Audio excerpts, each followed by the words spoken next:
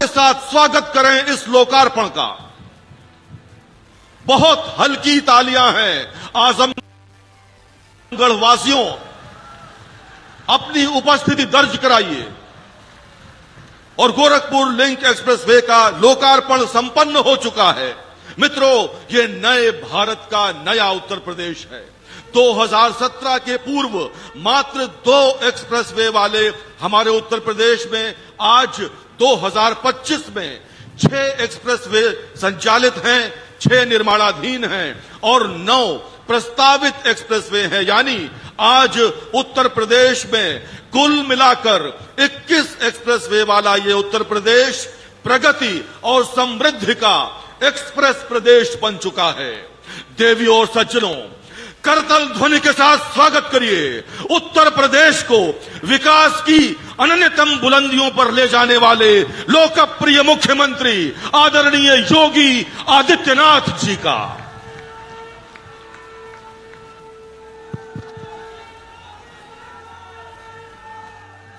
भारत माता की, भारत माता की, भारत माता की। वंदे वंदे वंदे।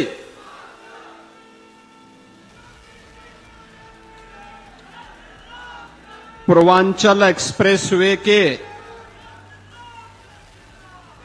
गोरखपुर लिंक एक्सप्रेसवे के आज के इस लोकार्पण कार्यक्रम में समारोह में उपस्थित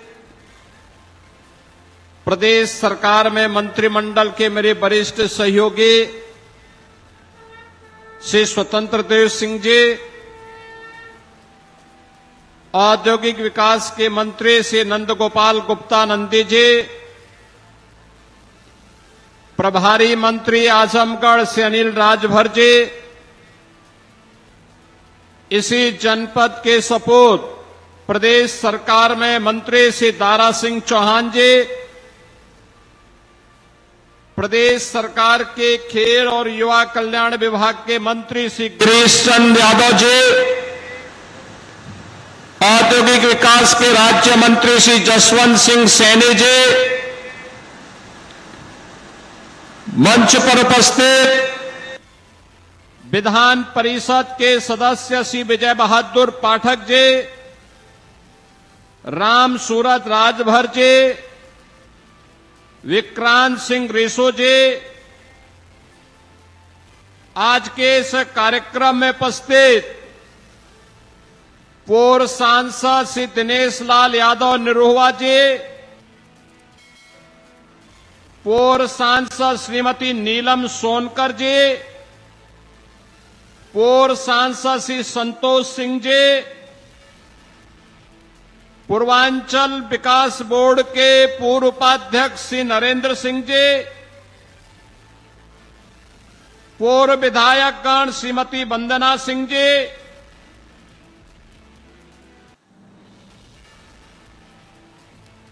मंच पर उपस्थित उत्तर प्रदेश शासन के मुख्य सचिव श्री मनोज कुमार सिंह जी, सलाहकार श्री अवनीश अवस्थी जी,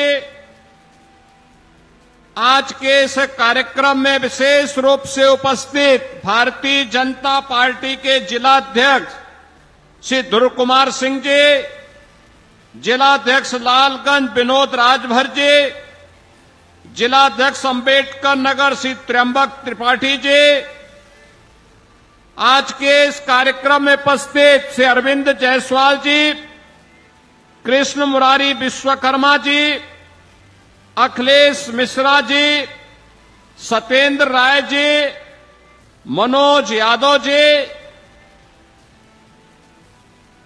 कार्यक्रम में उपस्थित भारतीय जनता पार्टी के हमारे सभी पदाधिकारीगण और आजमगढ़ के कोने कोने से उपस्थित आजमगढ़ के सभी मेरे उपस्थित बहनों और भाइयों,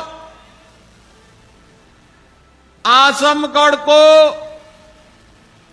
पूर्वी उत्तर प्रदेश के गोरखपुर से आजमगढ़ की अंबेडकर नगर और संत कबीर नगर की इस बेहतरीन वर्ल्ड क्लास कनेक्टिविटी का उपहार आज आपको प्राप्त हो रहा है।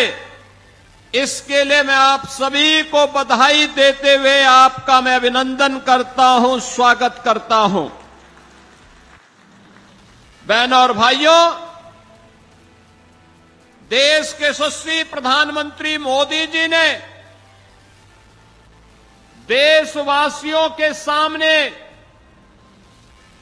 आजादी के अमृत महोत्सव वर्ष के अवसर पर जो लक्ष्य तय किया था, उस लक्ष्य को प्राप्त करने के लिए कि 2047 में भारत एक विकसित भारत होगा, उस विकसित भारत के लिए विकसित और आत्मनिर्भर उत्तर प्रदेश बनाने की दिशा में डबल इंजन की भारतीय जनता पार्टी की सरकार के द्वारा किए प्रयासों का एक प्रतिफल है कि उत्तर प्रदेश बीमारू राज्य से अब एक्सप्रेस वे प्रदेश के रूप में अपनी पहचान बना रहा है। याद करिए क्या हालत थे आज से 8 वर्ष पहले के। बहनों और भाइयों, उत्तर प्रदेश का नौजवान कहीं जाता था, उत्तर प्रदेश का कोई नागरिक जाता था, पहचान का संकट होता था, पहचान का संकट होता था। लोग आजमगढ़ का नाम लेने से घबराते थे, उत्तर प्रदेश का नाम लेने से घबराते थे। आजमगढ़, अरे इसने मुख्यमंत्री दिए, एक एक नहीं 2-2 मुख्यमंत्री इस आजमगढ़ ने दिए, और इस आजमगढ़ को पहचान का मोहताज होना पड़ा था।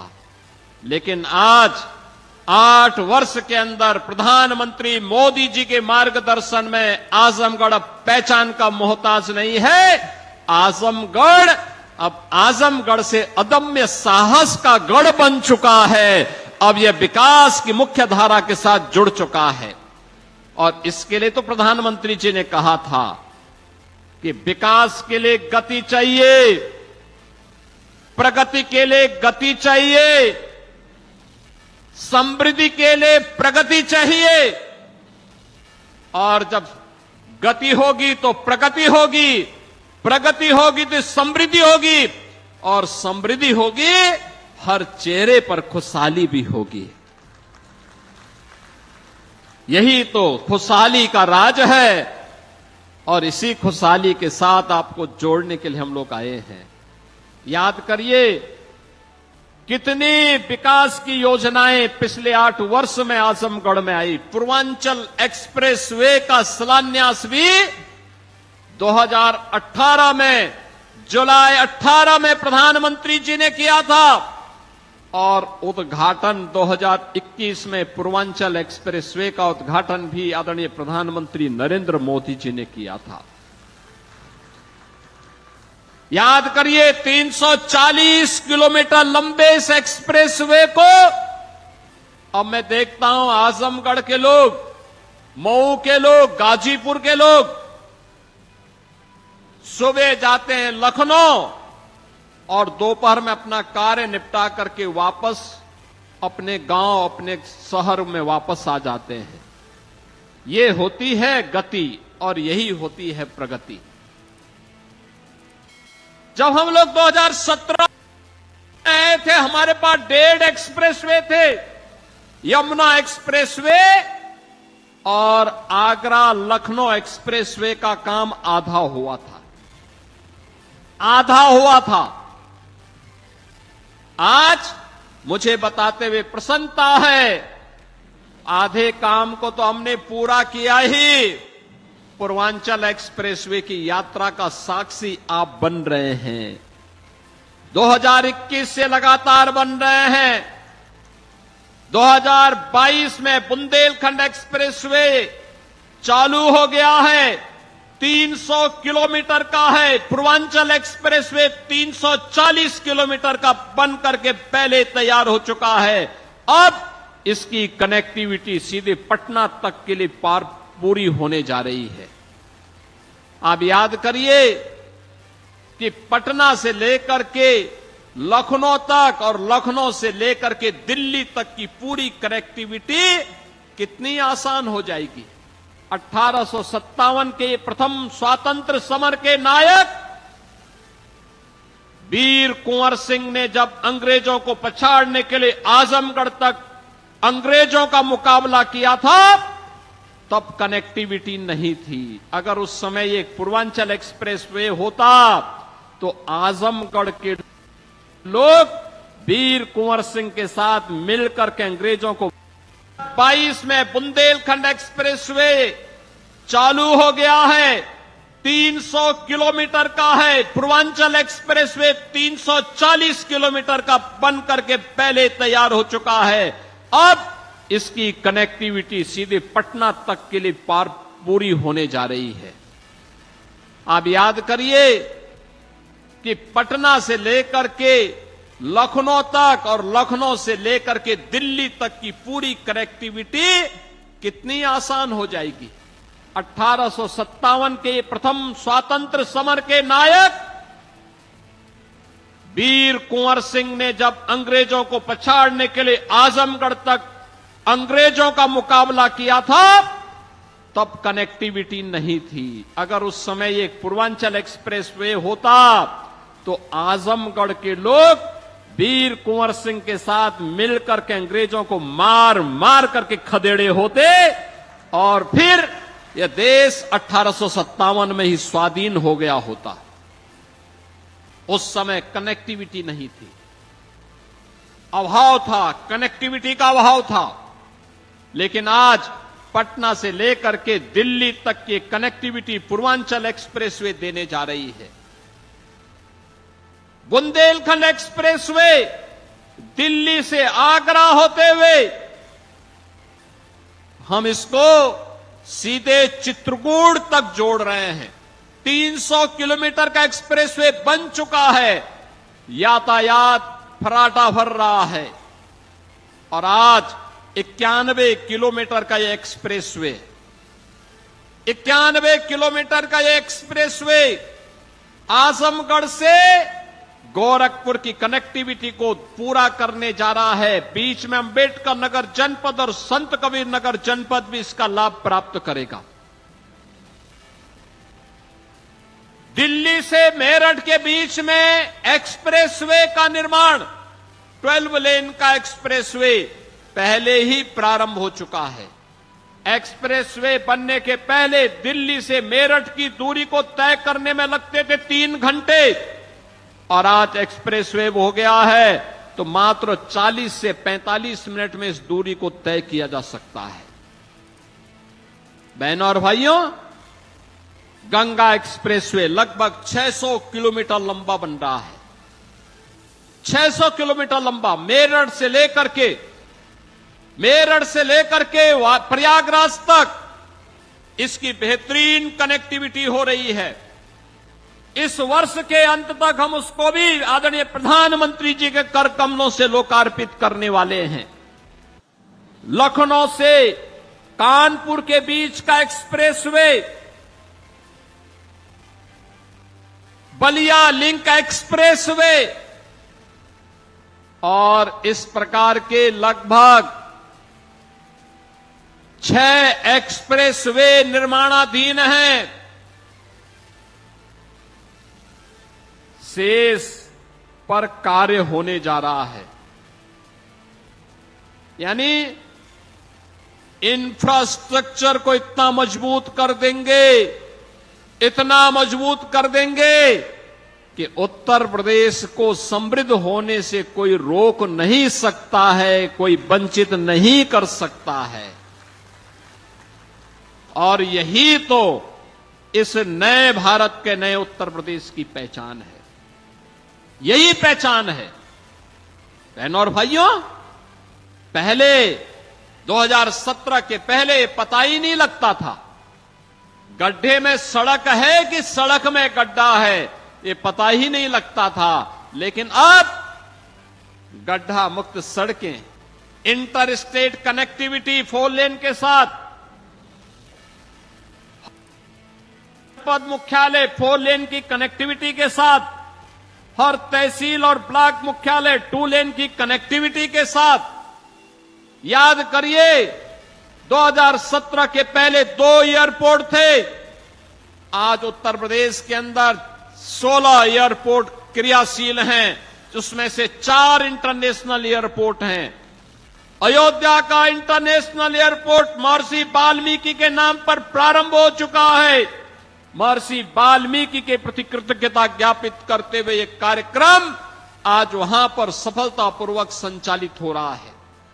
बहनों और भाइयों, विकास की इस रफ्तार को आगे बढ़ाने के लिए हमारे पूर्वी उत्तर प्रदेश के नौजवानों को, हमारे उत्तर प्रदेश के नौजवानों को नौकरी और रोजगार के लिए देश और दुनिया के अंदर न जाना पड़े, बल्कि दुनिया रोजगार मांगने के लिए उनके पास आए, इसके लिए औद्योगिक क्लस्टर इन एक्सप्रेस वे के किनारे ही विकसित किए जा रहे हैं। इन्हीं के किनारे विकसित किए जा रहे हैं। उद्योग यहीं लगेंगे, यहीं पे इसका लाभ मिलेगा। पहचान का मोहताज नहीं होना पड़ेगा। हमारे यहां के नौजवानों को उसी के गांव और उसी के क्षेत्र में नौकरी भी मिलेगी, रोजगार भी मिलेगा और आने वाली पीढ़ी को खुशहाल बनाने में और प्रधानमंत्री मोदी जी के संकल्प के अनुसार विकसित भारत के सपने को साकार करने का जो लक्ष्य उन्होंने हमें दिया है, उस लक्ष्य को प्राप्त करने में उत्तर प्रदेश अपनी भूमिका का निर्वहन करेगा। आज ये इंफ्रास्ट्रक्चर इसी बात को लेकर के आपको समर्पित किया जा रहा है। बहनों और भाइयों, विकास का कोई विकल्प नहीं हो सकता। जो ये लोग जाति के नाम पर बांटने वाले लोग हैं, ये वही लोग हैं जिनको सत्ता मिली थी, जाति के नाम पर तो बांटते थे, लेकिन जब सत्ता में आते थे तो सत्ता में आने पर तब ये लोग अपने परिवार की बात करते थे। अभी आप मुझे बताइए 60,244 पुलिस भर्ती हुई है ना? आजमगढ़ के लोग भर्ती हुए हैं कि नहीं हुए हैं? मुझे बताओ। भर्ती हुए हैं ना? आप मुझे बताओ, किसी से कोई पैसा मांगा है क्या? कोई सिफारिश करवानी पड़ी है क्या? अरे हर जाति, हर संप्रदाय से जुड़े हुए लोग भर्ती हुए हैं और इसमें भी 12,045 केवल बेटियां भर्ती हुई हैं। 12,045 से उनके ट्रेनिंग भी प्रारंभ होने जा रही है। यानी आज वे सभी लोग योग की ट्रेनिंग ले रहे हैं। कल वे योग दिवस के कार्यक्रम में भागीदार बनेंगे अलग अलग जनपदों में और परसों से उनकी ट्रेनिंग। याद करिए, उत्तर प्रदेश का नौजवान एक साथ 60,244 एक साथ भर्ती हो गया। कोई सिफारिश नहीं। 2017 के पहले हुआ होता तो चाचा और भतीजा झोला लेकर के वसूली के लिए निकल गए होते। यानी वहां पर भी भेद होता था। पैसा लेकर के किसी की भर्ती नहीं होती थी, उसके बगैर तो होती ही नहीं थी। लेकिन अब कोई भेदभाव नहीं। अब तो सबको अवसर मिल रहा है। सबका साथ और सबके विकास का यही भाव है। सबका विश्वास और सबका प्रयास यही है, जिसमें सबकी भागीदारी होगी, कोई भेदभाव नहीं होगा। अब तो आजमगढ़ का नौजवान कहीं जाएगा देश के अंदर और दुनिया के अंदर, केवल ये बोल दे मैं उत्तर प्रदेश से हूं, तो लोग बड़े सम्मान के साथ देखेंगे। उत्तर प्रदेश का मतलब उत्तर प्रदेश जिसने विरासत और विकास का एक अद्भुत समन्वय स्थापित किया है। महाकुंभ प्रयागराज, महाकुंभ प्रयागराज, अयोध्या में राम जन्मभूमि पर भगवान रामलला के भव्य मंदिर का निर्माण होना, काशी में काशी विश्वनाथ धाम का होना, मां विंध्यवासिनी धाम का विकसित होना, चित्रकूट धाम का विकसित होना, ये सभी आज एक नई पहचान दिला रहे हैं और अब तो मथुरा वृंदावन की तरफ हम भिड़ चुके हैं। मथुरा वृंदावन में भी हमारा कार्य प्रारंभ हो चुका है। बहनों और भाइयों, ये पहचान है नई यूपी की। हम विरासत का भी संरक्षण करेंगे, विकास भी करेंगे। अपने इतिहास को, अपने पुराण को, अपनी परंपरा को विस्मृत करके विकास का कोई मायने नहीं। और ये विरासत है। हम राम और कृष्ण की परंपरा पर, भगवान विश्वनाथ की परंपरा पर, मां विंध्यवासिनी की परंपरा पर, रागे राघव की परंपरा पर, अयोध्या सिंह उपाध्याय हरिओद की पावन परंपरा को और महर्षि दुर्वासा की भी परंपरा को, बाबा भृगु की परंपरा को भी आगे बढ़ाने का काम करेंगे। अभी मैं अंबेडकर नगर गया था पिछले सप्ताह। अंबेडकर नगर, वहां पे शिव बाबा धाम में भी मैंने दर्शन किए थे और श्रवण धाम में मैंने दर्शन किया। क्या प्राचीन परंपरा है, क्या लोगों ने सजो करके रखी हुई है। अब इसका संरक्षण का दायित्व तो हमारे ऊपर है। अगर हम इसको संरक्षित नहीं करेंगे, आने वाली पीढ़ियां हमें क्या बोलेगी। और उसको संरक्षित करते हुए विकास हो रहा है, औद्योगिक विकास भी हो रहा है, इंफ्रास्ट्रक्चर आधुनिक दिया जा रहा है, नौजवान के लिए रोजगार और नौकरी की सुविधा उपलब्ध करवाई जा रही है, बेटी और व्यापारी को सुरक्षा दी जा रही है, हर एक नागरिक को सुरक्षा की गारंटी दी जा रही है। और सुरक्षा पर जिसने सेंध लगाने का कार्य किया तो उसके लिए यमराज का टिकट भी उसे उपलब्ध करवाया जा रहा है। बहनों और भाइयों, यह आवश्यक है कि जो दूसरों के सुरक्षा के लिए खतरा बने, उसके लिए पहले से ही एक टिकट रिजर्व करवा दो, रिजर्व करवा दो। और बहनों और भाइयों, यही कहने के लिए आज मैं आपके पास आया हूं, आपसे कहने के लिए विकास की रफ्तार थमेगी नहीं, अनवरत आगे बढ़ेगी, क्योंकि यही विकास विकसित भारत का आधार बनेगा। आत्मनिर्भर उत्तर प्रदेश और आत्मनिर्भर भारत का आधार बनेगा।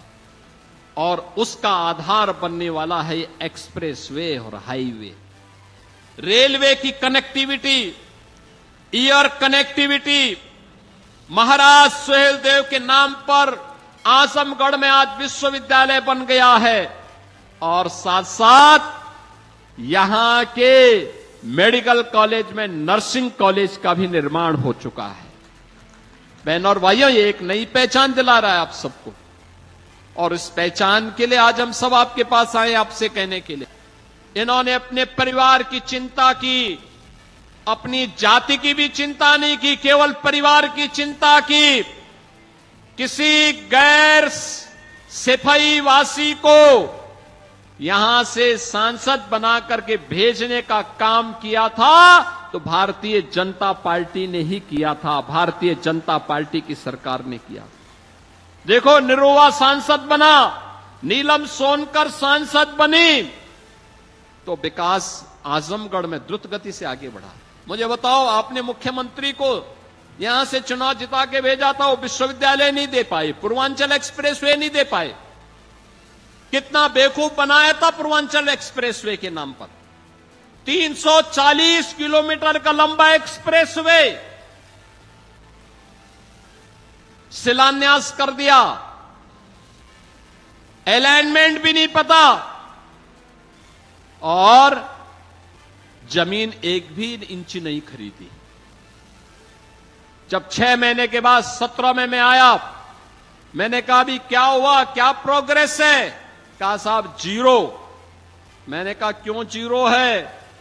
कहा साहब जमीन ही नहीं तो एक्सप्रेसवे बनेगा कहां पे? मैंने कहा फिर ये टेंडर कैसे हो गए? टेंडर कर दिए गए थे 15,200 करोड़ के। एक्सप्रेसवे की चौड़ाई थी मात्र 110 मीटर। मैंने तब उस समय के जो नए सीओ बनाए गए थे यूपीडा के, श्री अवनीश अवस्थी जी से कहा, मैंने कहा अवस्थी जी एक काम करिए, यह 110 नहीं, अब 120 मीटर चौड़ा होना चाहिए। बाई चांस हमें इस एक्सप्रेसवे के साथ जब हम high speed, semi high speed train का संचालन भी करेंगे तो उसके लिए हमें जमीन चाहिए होगी।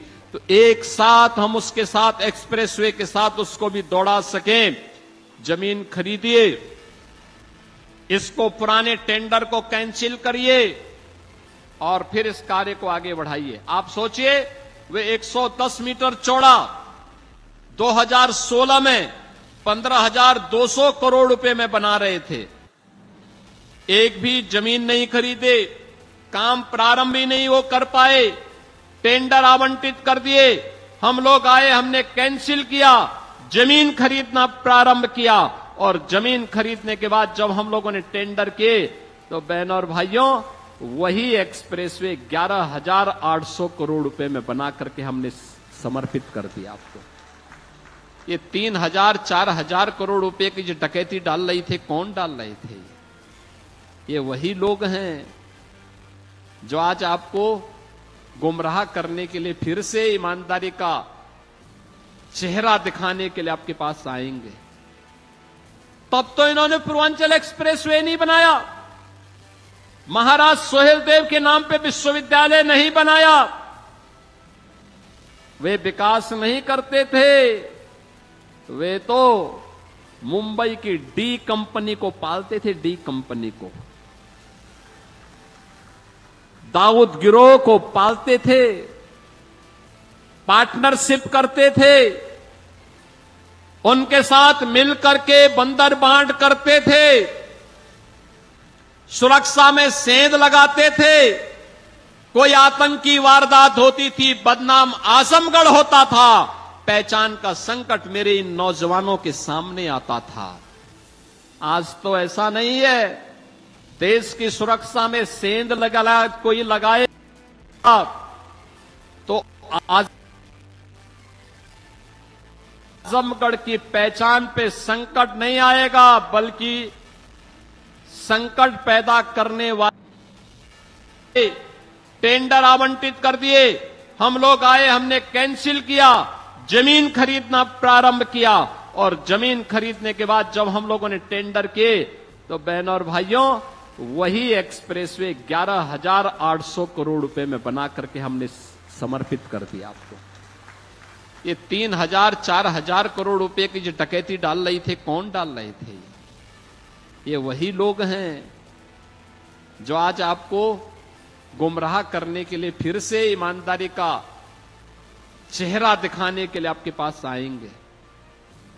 तब तो इन्होंने पूर्वांचल एक्सप्रेसवे नहीं बनाया, महाराज सोहेलदेव के नाम पे विश्वविद्यालय नहीं बनाया, वे विकास नहीं करते थे, वे तो मुंबई की डी कंपनी को पालते थे, डी कंपनी को,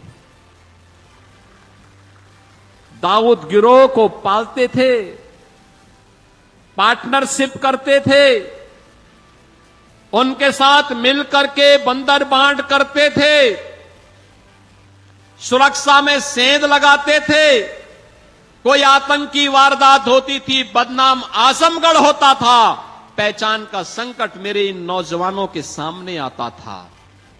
आज तो ऐसा नहीं है, देश की सुरक्षा में सेंध कोई लगाएगा तो आजमगढ़ की पहचान पे संकट नहीं आएगा, बल्कि संकट पैदा करने वाले को पहले से ही जहन्नुम का टिकट दे दिया जाएगा कि जाओ भाई, देश की सुरक्षा पर कोई खिलवाड़ नहीं, ये नया भारत है। और प्रधानमंत्री मोदी जी ने ऑपरेशन सिंदूर के माध्यम से देश के दुश्मनों को स्पष्ट संदेश भी दे दिया है, कोई भारत की सुरक्षा में सेंध लगाएगा, आतंकवाद को भड़काएगा, आतंकवाद को प्रेरित और प्रोत्साहित करेगा तो घुस करके मारेंगे, चाहे वह सर्जिकल स्ट्राइक हो, एयर स्ट्राइक हो, ऑपरेशन सिंदूर हो। भारत के बहादुर जवान दुश्मन की माद में घुस करके निकाल बाहर करेंगे, और देश की सुरक्षा वालों का काम तमाम करेंगे। और आज ये देख रहे हैं आप, और इसलिए बहनों और भाइयों मैं आज आपके पास आया हूं। नए भारत के नए उत्तर प्रदेश को विकास के साथ साथ विरासत के कार्यक्रमों के साथ गौरव की अनुभूति होनी चाहिए। ये आपको एक नई पहचान दिला रहा है, ये आपको सम्मान दिला रहा है। सम्मान के साथ आने वाली पीढ़ी को जब आप अपनी इस विरासत को सौंपेंगे, आप भी कह सकते हैं, आप भी तब ये कह सकते हैं कि हम वो गौरवशाली पीढ़ी है जिन्होंने राम जन्मभूमि में 500 वर्षों के बाद रामलला को विराजमान होते हुए अपनी आंखों से देखा है। आप में से हर व्यक्ति कह सकता है हमारी वो पीढ़ी है जिसने पूर्वांचल एक्सप्रेस वे के उद्घाटन कार्यक्रम का जो साक्षी बना था।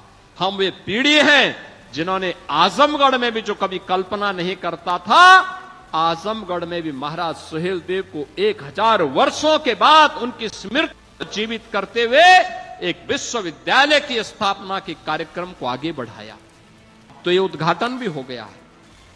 अब तो आजमगढ़ 2 एक्सप्रेसवे के साथ जुड़ चुका है। पूर्वांचल एक्सप्रेसवे लखनऊ के साथ, गोरखपुर लिंक एक्सप्रेसवे के साथ भी जुड़ चुका है। और साथ साथ 4 लेन की कनेक्टिविटी गोरखपुर से, वाराणसी से, प्रयागराज से, सभी ओर से 4 लेन की कनेक्टिविटी के साथ भी जुड़ चुका है। इतना बेहतरीन।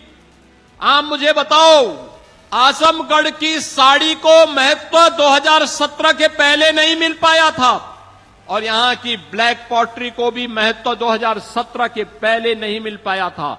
हमने चेहरा नहीं देखा, हमने तो उसको एक पहचान दिलाई। आज आजमगढ़ की साड़ियां भी, मुबारकपुर की साड़ियां भी देश और दुनिया में पसंद की जा रही है, और यहां की ब्लैक पॉटरी को भी एक पहचान मिल रही है।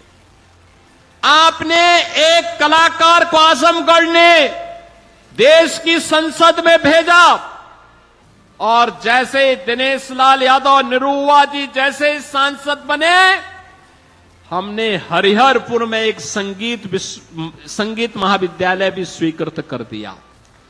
आप सोचिए, हरिहरपुर में ये संगीत का एक घराना था, पहचान के लिए मोहताज हो रहा था। गायन, वादन, नृत्य, ये सभी विधाएं यहां एक साथ पैदा होती थी। लेकिन जिन्होंने आतंक का गढ़ आजमगढ़ को बनाया था, वे लोग इन्हें ढूंढ नहीं पाए।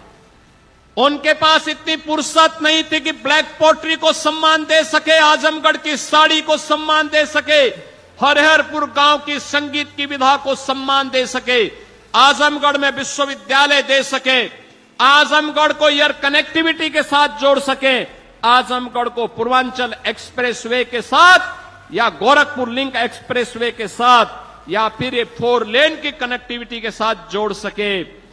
जब फुर्सत होगी तब तो कोई जोड़ेगा। उनके पास तो फुर्सत ही नहीं थी। जब संकट आता था, ऑस्ट्रेलिया या फिर इंग्लैंड चले जाते थे, लोगों को उसके पुरसे हाल पर छोड़ देते थे। लेकिन आज ये डबल इंजन की सरकार की, भारतीय जनता पार्टी की सरकार ने इन सभी प्रकार की सुविधाओं से आपको आच्छादित किया है। और आज इसीलिए इस एक्सप्रेस वे के उद्घाटन कार्यक्रम के साथ जुड़ने के लिए मैं स्वयं आपके पास यहां आया हूं, एक बार फिर से करने के लिए। बहनों और भाइयों, पहचान को कभी समाप्त नहीं करना चाहिए। ये जातिवाद की राजनीति पर्व और त्योहारों में भी आपके उत्साह को भंग करती थी, विघ्न बाधा खड़ी करती थी। निर्दोष हिंदुओं पर झूठे मुकदमे दर्ज होते थे, बेटी और बहनों की इज्जत के साथ खिलवाड़ होता था। आपको याद होगा 2007-8 में सिवली नेशनल कॉलेज में अजीत राय नाम के एक लड़के की हत्या मात्र इसलिए कर दी थी क्योंकि उसने रिपब्लिक डे पर उसने वंदे मातरम गाने की वकालत की थी। केवल इसी में उनकी हत्या कर दी। आज कोई दुस्साहस नहीं कर सकता। आज आप वंदे मातरम बड़े शान से गाइए। राष्ट्र के आन मान शान के प्रतीक तिरंगा यात्रा भी आपने ऑपरेशन सिंदूर के समर्थन में निकाली। लोक माता अहिल्याबाई होलकर को सम्मान दिया। कोई आपका बाल बांका नहीं कर पाया, कर भी नहीं पाएगा, क्योंकि सुरक्षा की गारंटी जो सरकार उठा रही है, ये सरकार आपके साथ में है। और इसीलिए विकास की इस प्रक्रिया के साथ जुड़ने के लिए जातिवाद से ऊपर उठना पड़ेगा, संप्रदायवाद से ऊपर उठना पड़ेगा, विकास और राष्ट्रवाद के मुद्दे पर आगे बढ़ना पड़ेगा। प्रधानमंत्री मोदी जी ने जो विजन हमें दिया है, विकसित भारत की संकल्पना को साकार करने के लिए हमें प्राण प्रण से जुटना पड़ेगा। इन्हीं सब बातों के साथ आज पूर्वांचल एक्सप्रेसवे के इस गोरखपुर लिंक एक्सप्रेसवे के लोकार्पण के अवसर पर आजमगढ़, अंबेडकर नगर, संत कबीर नगर और गोरखपुर के सभी जनता जनार्दन के प्रति मैं हृदय से बधाई देता हूं, अपनी शुभकामनाएं देता हूं, धन्यवाद देता हूं यूपीडा और औद्योगिक विकास को। उन्होंने समय सीमा के अंदर इन कार्यक्रमों को आगे बढ़ा करके ये कार्यक्रम बहुत कठिन था, चैलेंजिंग था इस क्षेत्र में लिंक एक्सप्रेसवे बनाना, लेकिन अब इस आसान किया उन्होंने, काम आसान हुआ, कार्य हुआ और आज उसके लोकार्पण के साथ आपसे जुड़ने का अवसर प्राप्त हुआ। आप सबको बहुत बहुत बधाई, हमारी शुभकामनाएं, धन्यवाद। जय हिंद, जय जय श्री राम, जय जय श्री राम।